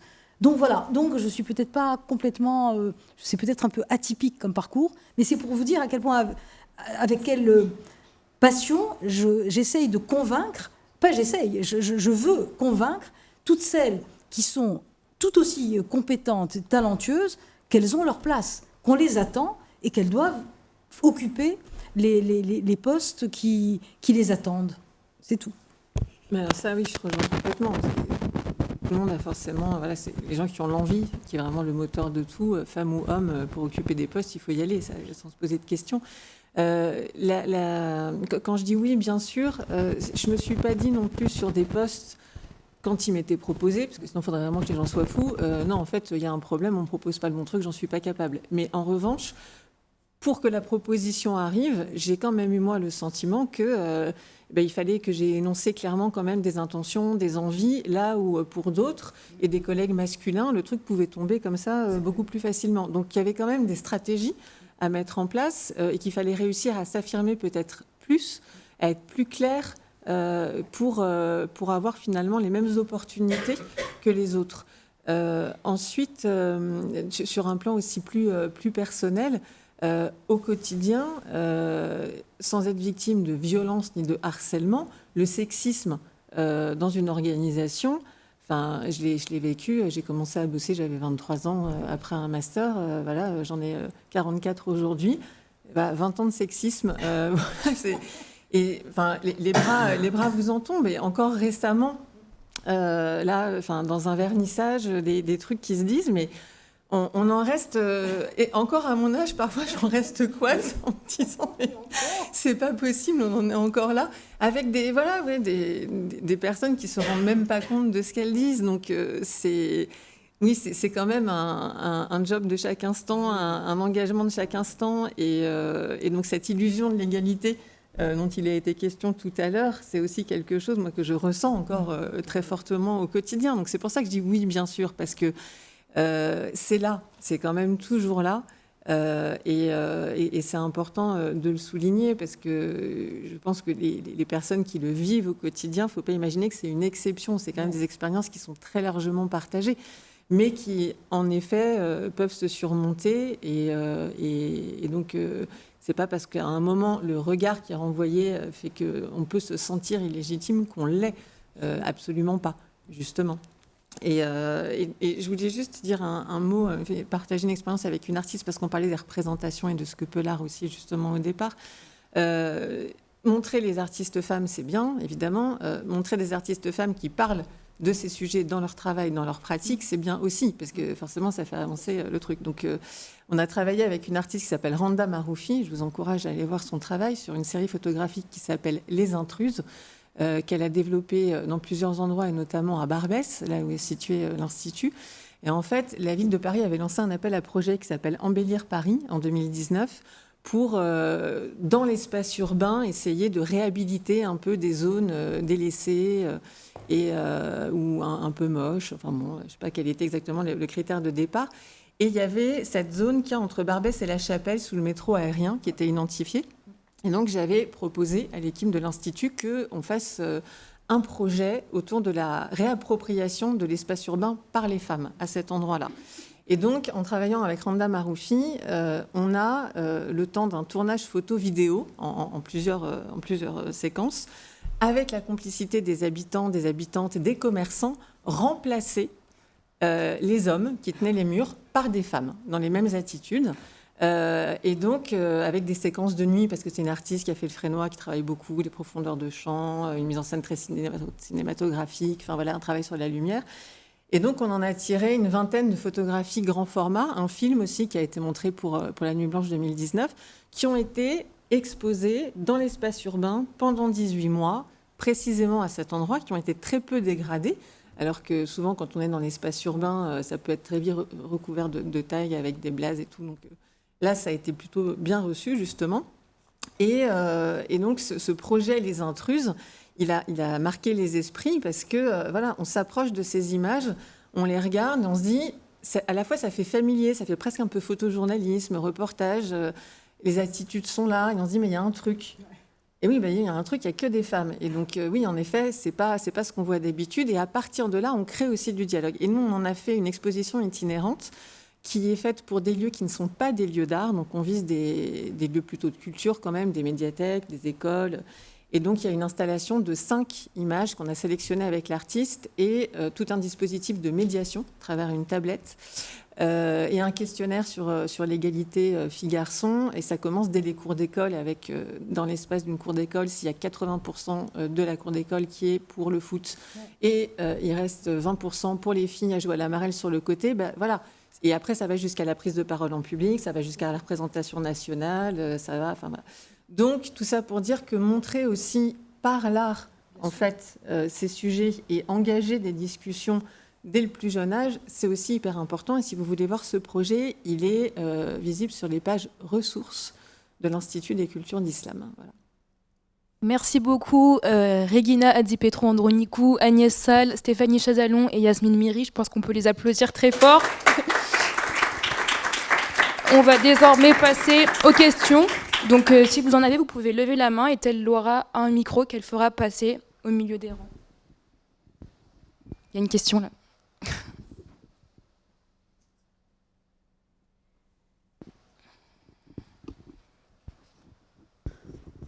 Merci pour toutes ces présentations. J'ai beaucoup aimé vos communications se répondaient, hein, il y avait beaucoup de résonance. Et ce qui m'interpellait, moi, qui m'intéresse aux politiques publiques, c'était d'entendre que certaines politiques de réduction des inégalités, en fait, tentaient parfois de faire... De compenser ou de résoudre des effets collatéraux d'autres réformes publiques plus larges. Alors parmi ces réformes publiques plus larges qui ont aussi affecté l'administration culturelle, il y a évidemment l'externalisation. On a parlé de la déconcentration, on a parlé des établissements publics, mais il y a aussi toute la sous-traitance, voilà, et dont on sait qu'elle concentre parfois fortement les inégalités, alors là de genre, social, etc. Et donc je partage une interrogation, je ne sais pas si elle est aussi partagée par vous en tant que responsable administrative, chercheuse ou observatrice des inégalités, mais je m'interrogeais aussi sur ces inégalités, comment on mesure ces inégalités, puisque l'État est quand même quelque part comptable, même s'il sous-traite des effets que produisent ces mesures de flexibilité. Comment on les interroge, comment on les documente aussi, voilà, et comment on agit éventuellement dessus. Voilà, c'est une interrogation qui est vraiment née de l'écoute de vos propos respectifs. Et puis une autre interrogation aussi en vous écoutant, on comprend très bien que c'est extrêmement complexe, que rien ne se ressemble d'un sous-secteur à l'autre, d'une administration, d'un établissement public. Alors, je vais reprendre l'exemple des musées pour vous demander où est-ce qu'on place le curseur et où est-ce que chacune d'entre vous place le curseur, idéal ou pas. Je ne sais plus le chiffre que vous donniez sur le nombre de femmes à la tête des établissements publics, enfin des musées, je ne sais plus. Plus de 60%. Plus de 60%. D'accord. Donc on peut se dire que là, c'est tout à fait conforme à la population, oui, qui est de 66% féminine. Mais je regardais en même temps là, le bilan social du ministère de 2020 qui disait 48% des participants, 48% de femmes dans les membres du conseil d'administration de ces établissements publics. Donc ce qui est moins. Et donc là, je me demandais, où est-ce que vous placez le curseur selon de l'endroit du poste d'observation concerné et comment on agit, par exemple, sur les CA. Parce qu'on sait que c'est quand même un lieu où se cumule un certain nombre de capital social, dont on sait que ça va être aussi un endroit qui va accélérer aussi des carrières et des prises de direction. Enfin voilà, je ne veux pas être trop long. Alors je réponds d'abord, mais les autres auront évidemment leur point de vue sur les deux questions. Le premier point sur l'externalisation, évidemment, c'est un élément de préoccupation qui doit, à mon sens, être traité et alors ça n'est pas encore avec des solutions radicales que je préconise, mais en tout cas, c'est considéré au bon niveau à l'échelle de la politique d'achat public de l'État. C'est-à-dire qu'en réalité, il y a d'ores et déjà, dans les marchés, dans les appels d'offres qu'on lance et les marchés publics qu'on contracte avec des prestataires extérieurs, il y a déjà ce qu'on appelle des clauses sociales. Mais, à mon sens, elles sont encore, enfin, à mon sens, je ne suis pas la seule à le penser, hein, heureusement, elles sont encore très insuffisantes. Et ce qu'il faudrait, c'est... Alors, il y a deux solutions radicales. Enfin, une solution radicale, mais qui me semble un peu utopique, et puis une autre solution peut-être plus réaliste. La solution radicale, c'est renoncer à l'externalisation et réinternaliser. Compte tenu de l'état de l'emploi public et des finances publiques, je ne crois pas du tout que ça aille dans le sens de l'histoire. Mais si on maintient un dispositif dans lequel un certain nombre de fonctions et de prestations sont externalisées, on peut penser à l'accueil et la surveillance, à la sécurité, au nettoyage, à la restauration collective, qui sont vraiment les points forts de l'externalisation. Puis il peut y avoir d'autres fonctions aussi, bien sûr, de genre graphisme ou de prestations informatiques, etc. Mais en tout cas, les prestations à forte proportion de main-d'œuvre, et en effet de main-d'œuvre en situation sociale, d'origine ethno-raciale, de localisation géographique particulièrement défavorisée et précaire, il me semble que l'État gagnerait beaucoup à imposer davantage de règles aux prestataires qui soumissionnent au marché public. Parce qu'évidemment, quand vous mettez en place un dispositif qui mixe des considérations de qualité de la prestation et de prix, il y a forcément toujours un risque que les considérations financières l'emportent à la fin et que les considérations de confort au travail et de rémunération correcte et de traitement satisfaisant des situations d'inégalité, notamment femmes-hommes, mais pas seulement, soient traitées de la bonne manière par les employeurs privés qui mettent à disposition ces prestations à la puissance publique qui les demande. Donc ça signifie qu'il faudrait que dans notre politique d'achat public, on introduise beaucoup plus d'exigences à l'égard des employeurs privés qui mettent à disposition ces prestations dont l'État, culturel ou pas culturel d'ailleurs, a besoin. Et on agit au niveau de la direction des achats de l'État pour faire en sorte de mettre en place des dispositifs beaucoup plus contraignants qu'ils ne le sont aujourd'hui. On n'est pas encore arrivé au bout, hein, mais en tout cas, l'idée est bien celle-là. Et puis alors, sur votre deuxième question, les conseils d'administration doivent être paritaires. Ce n'est pas par caprice, c'est la règle. Et là, les chiffres qu'on a aujourd'hui montrent, en tout cas dans l'Observatoire 2024, que dans je dirais même pas dans la quasi-totalité, mais dans la totalité des cas d'établissements publics, aujourd'hui, les conseils d'administration sont paritaires. Mais ça ne suffit pas toujours. Ce n'est pas parce qu'un conseil d'administration est paritaire que la politique, par exemple, de programmation de l'établissement, qu'il s'agisse d'un musée ou d'un lieu de spectacle vivant, traduit cette volonté de parité. Donc on a vraiment à veiller à tous les endroits et à tous les moments à ce qu'une exposition dans un musée dirigé par une femme, dont la commissaire est une femme, traduisent aussi, indépendamment de l'intérêt en matière d'histoire de l'art de l'exposition, cette volonté de mettre en avant à la fois les artistes femmes, mais aussi la manière, et c'est ça ce qu'on a mené comme travail avec les musées et ce qu'on fait maintenant sur la diversité, voir comment on traduit cette exigence d'égalité dans le contenu même d'une politique d'exposition temporaire, dans une politique de mise en avant des collections permanentes, dans une politique de médiation, une politique de communication, et comment on lit les œuvres d'art au travers de ces... C'est pas le seul prisme, évidemment, ce serait réducteur de le dire, mais qu'on ajoute aux grilles de lecture habituelles, traditionnelles, cette grille qui vise à se dire finalement, toujours pareil, les mêmes questions. Qui est là, qui n'est pas là? Comment on représente? Vous voyez, vous disiez à quels endroits ça se situe, à tous les endroits, à tous les niveaux. Depuis le conseil d'administration, la direction de la structure, les personnes qui programment, et puis le contenu culturel qu'on met à disposition des publics. Et qu'est-ce qu'on raconte au public finalement? Est-ce que En fait, ce qui me semble essentiel, je crois, c'est dans toutes les interventions qui viennent d'être partagées, c'est la question de la sensibilisation à ces questions et la formation. Ce qui me semblerait fondamental, nécessaire, c'est de, en effet, sensibiliser, informer tous les professionnels de la culture à ces rapports, à ces études, à toutes ces questions. Puisque je ne pense pas que tout le monde soit au fait de ces études et ces questions d'inégalité, de violence, voilà, etc.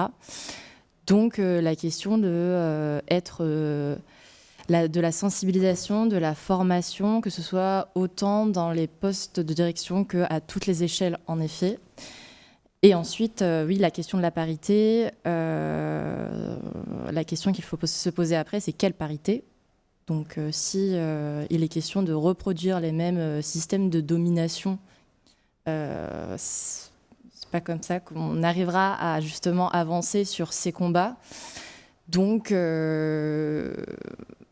être sensible et informé, et c'est notamment ce que nous développons avec HF Île-de-France. Et ce qui me semble aussi important, dans un deuxième temps, c'est cette sensibilisation, notamment dans les formations. Donc, très important de faire cette table ronde aujourd'hui et de sensibiliser en fait les étudiants et les étudiantes très tôt à ces questions et en effet à la réalité professionnelle et à ces inégalités qui sont propres au secteur culturel dans lesquels ils vont se développer. Donc ça, c'est très important d'informer très tôt. Et aussi, dernier point, ce serait et c'est ce que nous souhaitons développer chez HF, créer du mentorat. La question de la représentation est fondamentale. Donc, en effet, d'avoir des femmes directrices, des modèles, tout simplement des modèles de réussite qui sont très importants. Et je pense qu'il faudrait créer des ponts et des liens entre ces étudiantes et ces professionnels de la culture et avec ces modèles de réussite. Tout simplement pour comprendre les différents mécanismes, pour être informé, pour aussi agir comme support et comme mentor. Et je pense que c'est quelque chose qui serait très important et qui serait intéressant de développer dans les formations et que l'on souhaite développer chez HF pour que les futurs professionnels de la culture puissent justement avoir ces ambitions, tout simplement, et puissent comprendre les manières d'y parvenir. Je voudrais juste faire très court, mais ça me fait réfléchir juste peut-être à deux choses, cette question.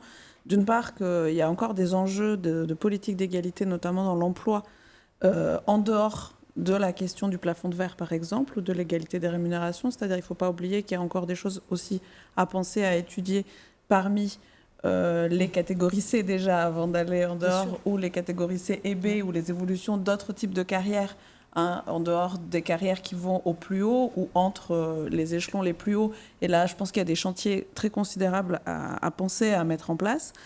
Et sur la question de l'externalisation, ça m'a fait aussi penser, évidemment, Agnès a raison de citer les très gros postes et budgets de l'externalisation générale de la fonction publique, mais je pense aussi, vu qu'on a des spécialistes des musées ici, sur la mise en place notamment d'énormes politiques publiques liées à la médiation, qui en général sont très souvent, et notamment dans les musées, c'est-à-dire les politiques éducatives, les politiques de médiation de toutes sortes, sont très souvent externalisées dans des marchés privés et où les conditions de travail des médiatrices en général, parce que c'est quand même et la constitution de ce travail en profession aussi, c'est-à-dire c'est un double question pour moi de constitution de la profession, de grille de rémunération et de possibilités de carrière, sont spécifiquement dans le périmètre du ministère une question très, très, à mon avis, centrale sur la question des inégalités de genre, mais aussi des inégalités où il s'agit en général de personnes très diplômées. qui mettent en place ces politiques, mais qui ont des statuts et des possibilités d'évolution, et qui concernent aussi en partie les étudiants ici, mais des étudiants aussi de master médiation, etc. Assez horrible, hein, il faut le dire. Enfin, je veux dire, oui. Et des expositions. Donc je pense que c'est aussi une autre option d'ouverture de ces questions. Mais la question de l'organisation, on parlait là d'organisation avec des systèmes de domination. Quand on est dans encore des organisations, on reproduit des choses très verticales. Là où on va chercher plutôt maintenant plus d'horizontalité, plus de participation, des modes de gouvernance aussi plus organiques. Ça fait partie, je pense, aussi des leviers, c'est important, évidemment. Et sur la médiation, le fait d'intégrer des services de médiation directement, c'est ce qu'on a fait aussi à l'Institut, où on a 3 personnes qui font la médiation, qui sont en CDI, qui portent les projets d'éducation artistique et culturelle, et notamment en étant aussi adhérent de l'association BLA, qui est une association qui justement réfléchit à la professionnalisation, à la reconnaissance de ce métier, qui n'existe pas dans les nomenclatures de métiers. Et pourtant, il existe. Donc voilà, il y a aussi ça. Je voulais juste dire un petit mot sur les conseils d'administration et la parité. Donc pour les associations, il n'y a pas d'obligation structurelle comme sur des établissements publics. Alors nous, on est au-delà de la parité, donc revenir à la parité, ça serait sécuriser au moins la moitié justement des postes pour les hommes, ce qui peut aussi être encore une option. Mais donc je dis ça en rigolant, mais c'est vrai que la question de la parité, voilà, il faut voir comment elle est pensée. C'est à minima avoir la moitié des postes qui sont pour les femmes, et ça aussi c'est important. Et puis un dernier sujet qu'on n'a finalement pas du tout abordé, mais ça me tenait quand même à cœur aussi, parce que ce matin, en discutant avec l'association contemporaine, justement, à l'ICI, on était aussi sur des questions plus intersectionnelles, parce que finalement, quand on est victime à la fois de violences de genre, quand on est victime du racisme, quand on est victime de la précarité, là, on est dans des problématiques qui fait qu'on a une vision encore plus holistique à avoir de ces sujets, et c'est valable pour les artistes, c'est valable pour les personnes qui travaillent dans le secteur de la culture, sur des postes dans l'administration, évidemment. Et donc, voilà. Mais là, on ouvrira encore un autre sujet. Et donc, pour les questions de mentorat, c'est à avoir en tête, puisque la présidente de Contemporaine me disait qu'elle avait réalisé que finalement, dans les personnes qui peuvent être des modèles de réussite inspirants, elle s'était assez rapidement rendue compte que toutes les marraines qu'elles avaient le même profil, c'est-à-dire des femmes blanches, cisgenres, de 35-40 ans, et qu'elles se sentaient, elles, légitimes pour transmettre leur expérience et accompagner de jeunes artistes, mais qu'en fait, les jeunes artistes ne se reconnaissaient pas nécessairement dans ces modèles-là, et qu'il fallait aussi avoir de la diversité dans ces modèles de représentation. Donc en fait, voilà, on ouvre des boîtes dans lesquelles on ouvre des boîtes, dans lesquelles on ouvre encore des boîtes, et le travail, il est sans fin. Mais c'est important d'élargir peut-être aussi, sur la fin de cette discussion, à tous ces sujets transversaux. On retrouve ça dans les orchestres aussi, pour ceux qui s'intéressent à ça. Tout à fait. Alors, on est un peu en retard, mais s'il y a encore une question. Personne ? C'est votre dernier mot ? Ok. Alors, juste pour votre information, tous les rapports qu'on a cités sont disponibles en ligne, et le genre des carrières également est disponible sur Cairn en version intégrale et gratuite. Donc, si vous voulez plus d'informations... Pour les étudiants et les étudiantes. Donc, encore une fois, merci beaucoup à vous quatre d'avoir été présentes. Merci Yasmine Miri, merci Stéphanie Chazalon, merci Agnès Salle, merci Régina Petro-Andronico.